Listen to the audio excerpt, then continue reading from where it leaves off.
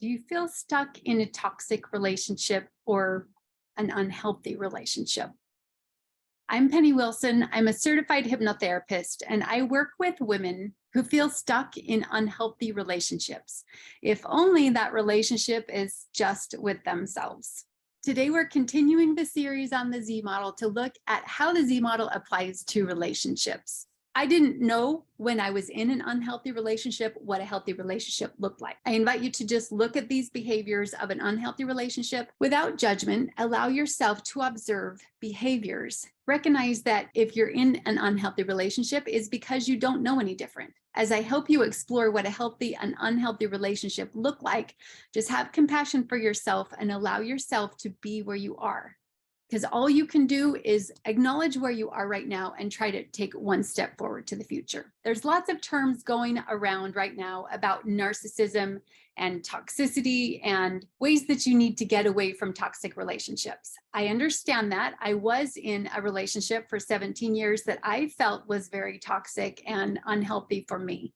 I perceived it as a narcissistic relationship, and there were ways that I was also creating that experience, that exchange in that codependency. There were things that I was doing in that relationship to invite that behavior. If you haven't heard about codependency, it's something that I learned about after 2 previous divorces and after 10 years in my 3rd marriage. It's a very entangled, unhealthy way to relate in a relationship.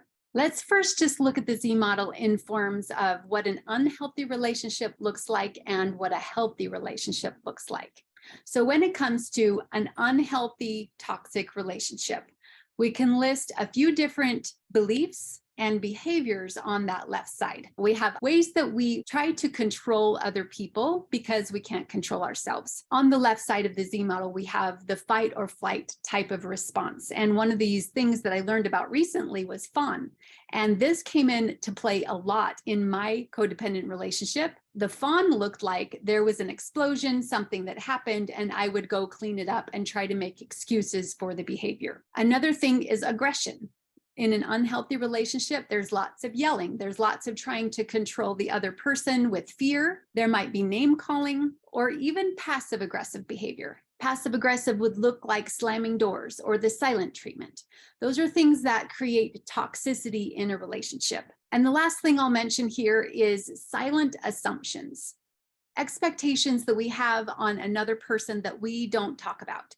We just assume that this is the way it's supposed to be. We expect them to read our mind, and the ways we try to relate with that person is in a silent assumption. After 3 divorces and attracting the wrong kind of person, I was sure that I never wanted to have that kind of relationship again.